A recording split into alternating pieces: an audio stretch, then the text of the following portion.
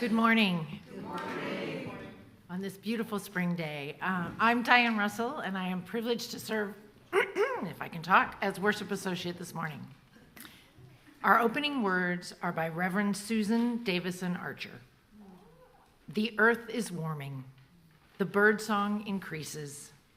The sweeter breezes brush our cheeks, and the earth holds hope in its seeds and buds.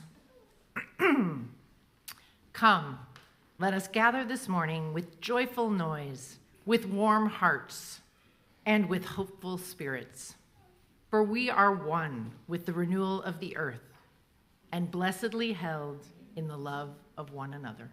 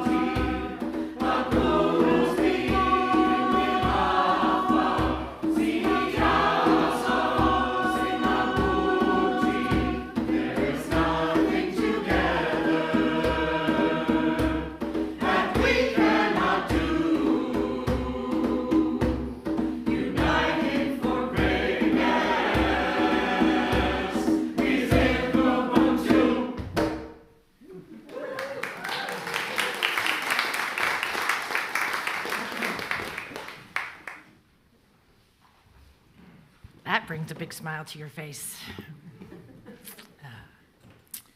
In love, we gather. We gather in love in so many ways in this community.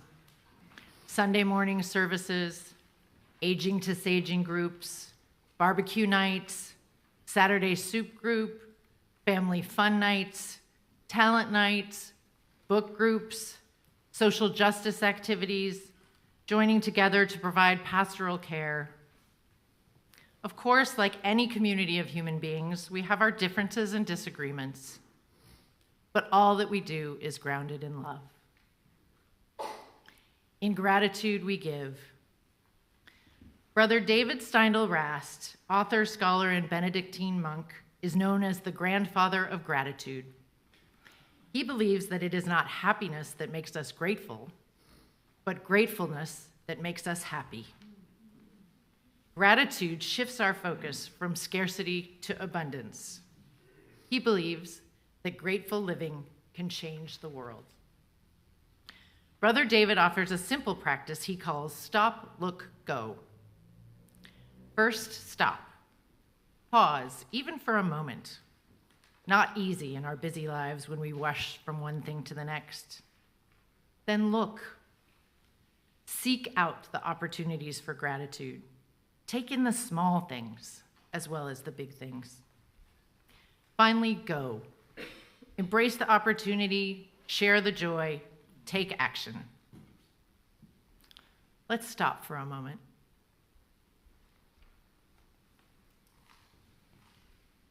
Let's look. Here are some of the things I see.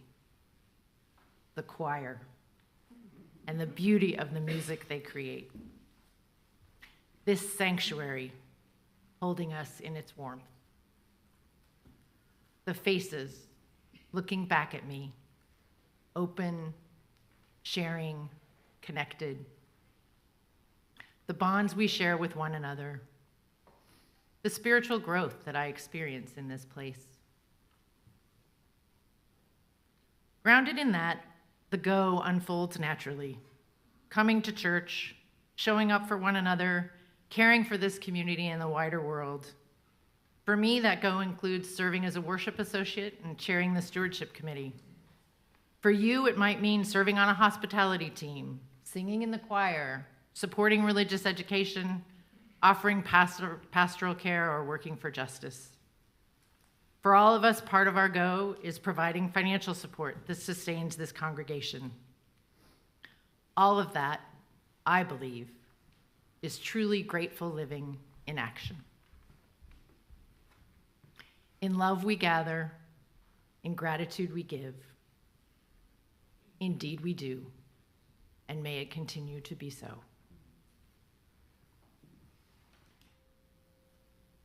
There's a moment every year when people on the earth pause to pay attention on the spring equinox.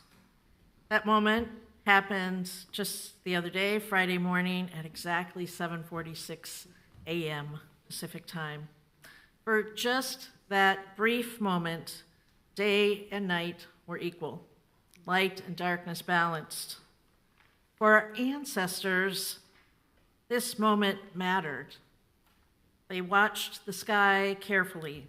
They noticed the subtle turning of the seasons, and they noticed the shifting point. Because from that moment forward, something begins to change. The light grows, the earth begins to wake up, seeds stir beneath the soil, birds return, flowers begin preparing themselves for a quiet arrival. Across cultures, this turning toward the light has long been celebrated as a season of renewal, a time when life begins. In some traditions, this season is known as Ostara, a celebration of balance, growth, and the quiet miracle of life returning to the world. And one of the simplest rituals associated with this season is planting seeds. Seeds of vegetables, seeds of flowers, seeds of possibility, seeds of what may yet come. And when I think about stewardship and this moment in the life of our congregation, I always find myself thinking about seeds. Because stewardship at its heart is not really about money. It is about love made visible. It is about what we want to continue to grow here. It is about taking care of what matters to you most. It's about valuing the communities and relationships you're a part of. It's about leaning into things that we want to nurture to help grow.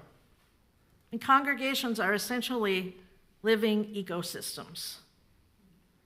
They grow the way that community gardens do, not because one person makes them grow, but because many people tend the soil and help it grow.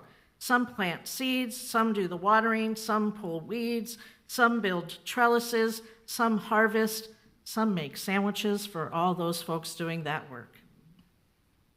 and all the benefit from its beauty and its fruitfulness remind us why the garden matters in the first place. Now, I should say, and my wife is here today, and she can vouch for this, that I am not actually a very skilled gardener at all. I'm what you'd call an aspirational gardener. My green thumb lies solely in aspiration. I love the idea of gardening. I love being in a beautiful garden. I love a good garden metaphor as a minister, I really do. But when it comes to actually keeping plants alive, let's just say that I've probably participated more in what would be called plant hospicing.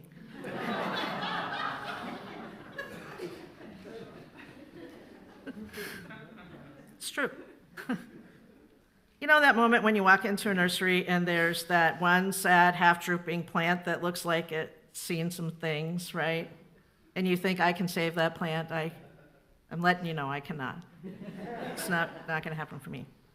But the beautiful thing about congregations is that they don't depend on one perfect gardener, right? This congregation doesn't depend on me being the perfect gardener. It depends on this whole community of care. And that's what we have here at UUSM Mateo.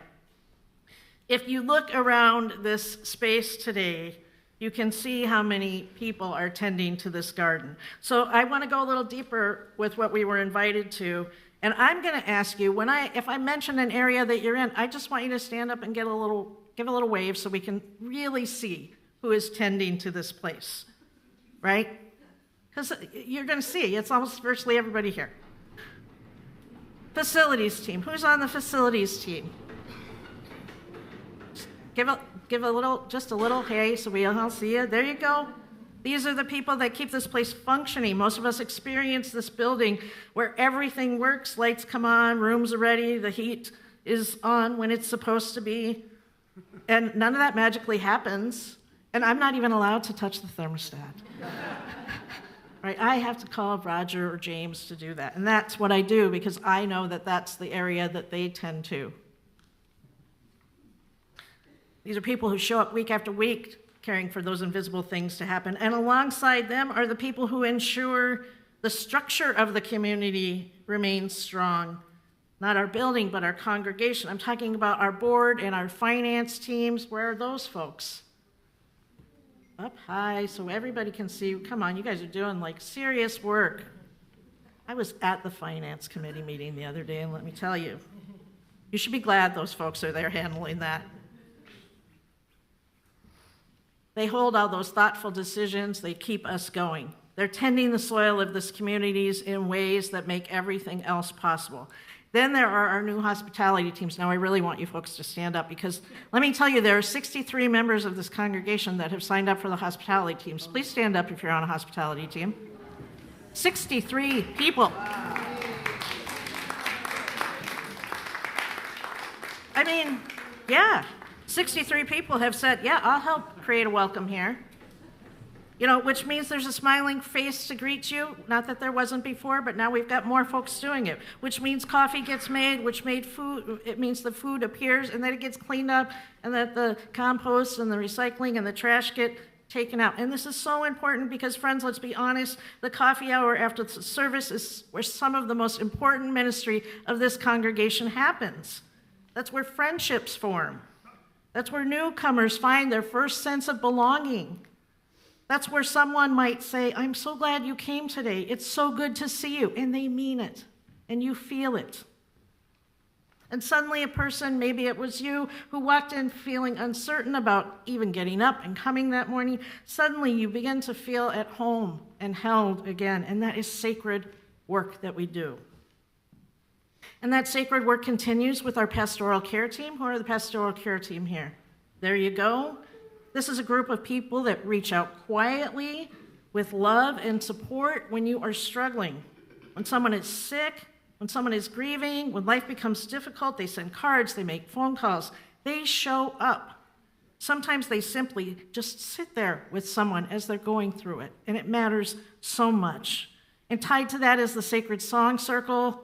Oh my gosh, we heard them sing last week for those of you that were here. What a beautiful ministry this is. they show up for those folks and sing to them and hold them in that space, and it is so beautiful. Then, of course, there's our worship team. Every Sunday we gather here, and hopefully something meaningful happens. Music lifts us up, words inspire us, stories move us, but none of that happens by accident. It happens because of an incredible team of people. The choir, Jeremy, Paul, Jack, who's online, tech team, Nicholas, Roger, Cheyenne, hello, making sure that we're reaching out into the interwebs, seen across the globe. Our worship associates, you have an amazing team of worship associates here. Raise your hand if you're on that team.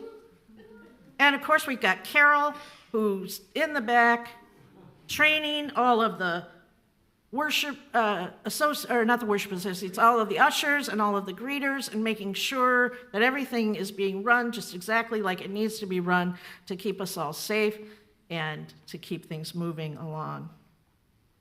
Right now, we're also seeing something beautiful happen with our ministries here as the social justice team is once again blooming. I know it had been a bit of a dormant seed for a while. Lisa and Wade are leading that charge. How many of you here have been to a social justice meeting?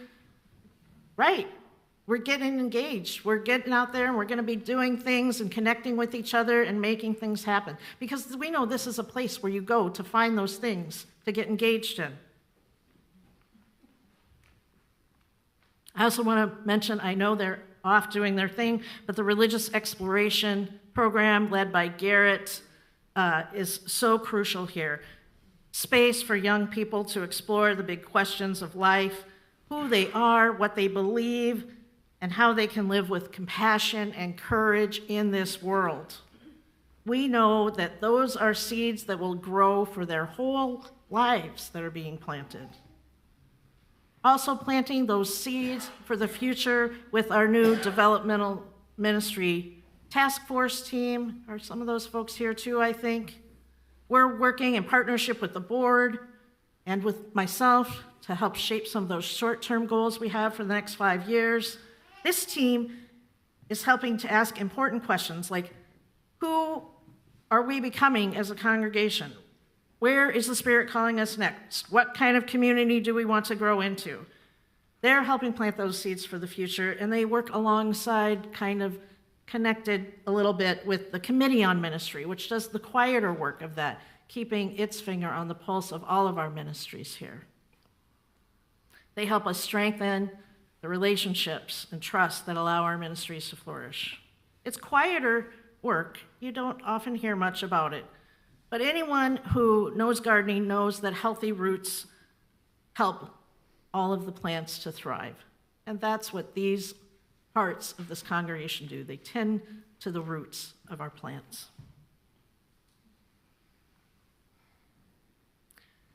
So when I was going through this and all of the work that's done here, I was thinking about all the people choosing to invest themselves to this community, and all of you who were saying that this community matters to you. And because all of that matters to you, it matters to me, right? So taking a ministry position at a new church is not as simple as just, some other job might be. It's a little more complicated than that. Because I, just like you, am looking for a community that I can belong to, that I feel a sense of belonging. That's important. How else could I get up here and talk to you every week if I didn't feel like I had a sense of belonging here? So when I was searching for that place, I looked for things that mattered to me, not only in terms, of course, of salary and benefits like you do for a job, but in terms of how was this community grounded in love? And how were you living out? And there were 3 initial things that kind of drew me in. This was before I even got to meet any of you. So the first one is something you might not all think of. But I would be remiss to say that I was not unhappy. I was very happy to see that you were partnered with a church in the Philippines, right? Because I've been to the Philippines. I went there as part of a global immersion trip in seminary. I met those people. I fell in love with that land and the culture. And one of the first things that I did when I got here was talk to Carol Cook about my excitement about this. I was like, oh my gosh, you have a relationship with a church in the Philippines. I'm so excited about the prospect that I might even have a chance to help with that relationship, let alone dream that maybe I might have another trip back there with some of you all in the next 5 years. Right? Stewardship season is a time when we think about things we want to happen. And this isn't about travel opportunities. This is more deeply about the work of transforming ourselves and the world, like we lift up every Sunday morning in our mission statement. Because a partnership like this gives us not only the opportunity to connect with UUs on the other side of the globe, but it gives us a deeper understanding of our interdependence and how the way we live our lives affects others so very far away. So very far away. I was also drawn here by the fact that this congregation served as a sanctuary living space for a trans woman, Natalia, who some of us know from Honduras, in her deepest time of need.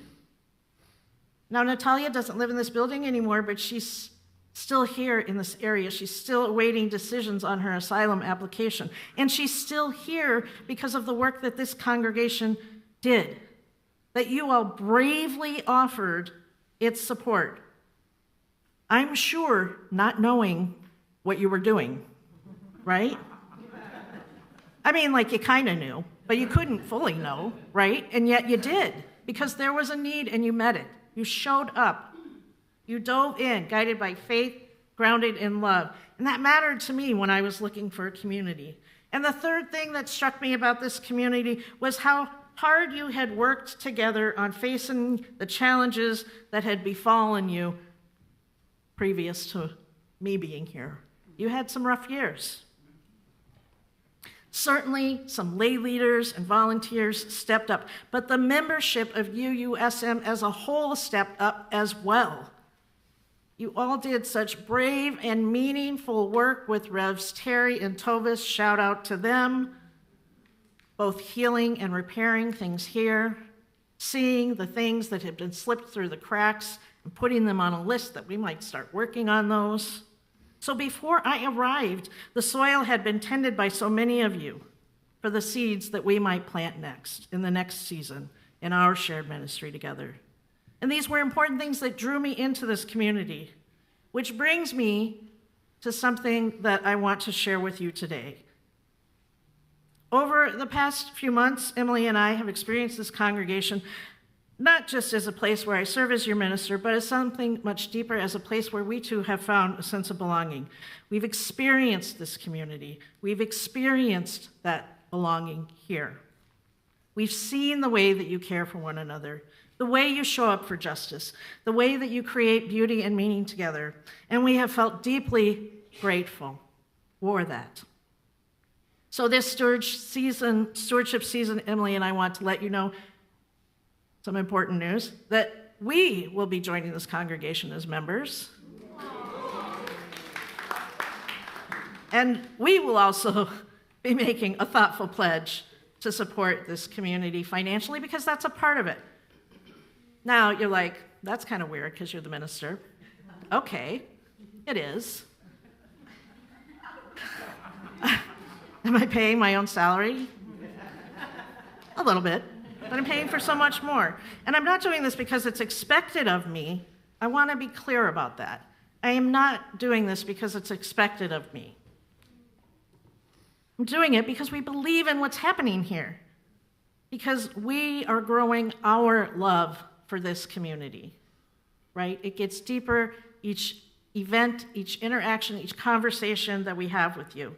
And because we want to help ensure that the seeds being planted here continue to grow in our time and after our time here. Spring reminds us that life is always beginning again. Every seed carries possibility. Every garden begins in hope. And every thriving community begins with people choosing again and again to gather in love and to give in gratitude. So this stewardship season, we invite you to reflect on the seeds you want to plant here. And we're going to invite you deeper into that conversation next Sunday when, yes, I am making pancakes. And I'm telling you, I was sitting there so inspired by this choir that I think I'm going to go ahead and do it by scratch and not use the Just Add Water mix for y'all. I know. I could feel the love, and I was like, I should really make them real buttermilk pancakes and not just the mix. And that's in part because I was just at a hotel the other night and had not great pancakes. You don't need that experience. I'll buy the buttermilk. We'll do it right. So this is going to be part 2 next week. You're going to have these conversations with each other, and guess what? I'm passing out clipboards again. An opportunity for you to pitch in, because I still need some folks maybe to help with some of the cleanup parts. The other parts are taken up, but boy, this cleanup, helping, who's on next week? Red team. You know, Purple's this week. Red team next week. Y'all lend the red team a hand because they're gonna, it's a little extra work that they're signed up for next week, so they could use an extra hand. So here, I'll pass these around. If you're gonna hang out, please sign up to help take the compost out. What do you want this community to become? What hopes do you want to nurture? What future do you want to help grow? Those are conversations you're going to have next week around the table. Because stewardship is not about sustaining what already exists. It's about making possible what has not yet happened. The earth is waking up. The light is growing. The garden is stirring. And here in this community, something beautiful is being invited to grow as well. In love we gather. In gratitude we give. Blessed be. Amen.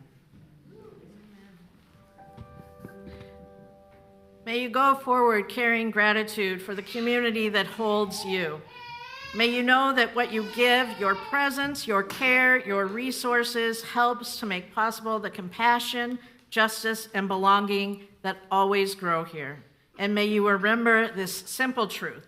The future of this beloved community is not something that happens to us. It's something that we plant and nourish together. So let us go forth in love, let us go in gratitude, and may the seeds we plant today grow into a garden to nourish, delight, and inspire us for all the days to come.